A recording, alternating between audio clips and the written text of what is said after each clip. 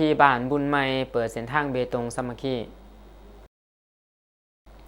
วันที่17พฤษภาคมนี้บ้านบุญใหม่ตะแสงบุญของเมืองปทุมพรได้จัดพิธีเปิดโครงการเทเส้นทางเบตงสามัคคีเพื่อทำบุญขึ้นท่ามกลางบรรยากาศแห่งความปลื้มปิติและความสามัคคีของพระสงฆ์การนำทุกขันพ่อแม่ประชาชนนักธุรกิจและผู้มีจิตศรัทธาเข้าร่วมภายในพิธีได้รับเกียรติจากพระอาจารย์ห้องศาสตราจารย์ปริญญาเอกคำตู่อินทวงศ์กรรมการองค์การพุทธศาสนาสัมพันธ์ลาวห้องประธานองค์การพุทธศาสนาสัมพันธ์ลาวแขวงหัวหน้าคณะกรรมาธิการสาธารณูปการแขวงพระอาจารย์ปริญญาโทสมเด็จศรีธงวงคำเศร้าคณะบริหารงานองค์การพุทธศาสนาสัมพันธ์ลาวนครปักเซ่เจ้าอธิการวัดโพนกุงมีคณะองค์การพุทธศาสนาสัมพันธ์ลาวเขตเจ้าอธิการวัดบ้านบุญใหม่ผอมพระเทรานุเทระเขาห่วมภายนอกมีทานสมจิตแพงสวัสดิ์กรรมการพรรคแขวงเลขาคณะบริหารงานพรรคเมืองปทุมพรทานบุญทองสุภาวงศ์คณะประจำพรรคเมืองประธานแนวเล่าสางศาสตร์เมืองทั้งเป็นผู้สีนำเวียกงานหอบด่านตาแสงบุญพร้อมด้วยบรรดาการนำขันเมืองการนำตาแสง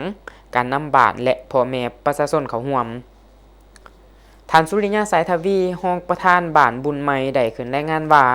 โครงการเทเส้นทางเบตงสามัคคีเพื่อทำบุญเกิดจากพลังแห่งความสามัคคีจิตใจเสียสละของภาคส่วนต่างๆเพื่อพัฒนาโครงสร้างพื้นฐานและยกระดับคุณภาพชีวิตของประชาชน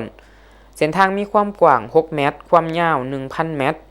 มีมูลค่ารวมประมาณ2ตื้อกว่ากีบ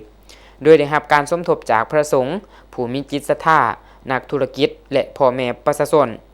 ในนั้นพระอาจารย์ใหญ่ห้องศาสตราจารย์ปริญญาเอกคำตู่อินทวงศ์ได้สมทบปูน20 ตน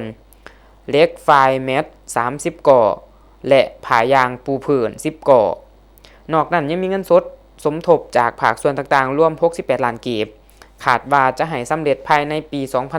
2030ในโอกาสนี้ท่านสมจิตแพงสวัสดิ์ได้แสดงความย่อหย่อจิตใจแห่งความสามัคคีของพระสงฆ์การนำและประชาชนที่ร่วมใจกันพัฒนาบ้านเมืองให้มีความเจริญก้าวหน้า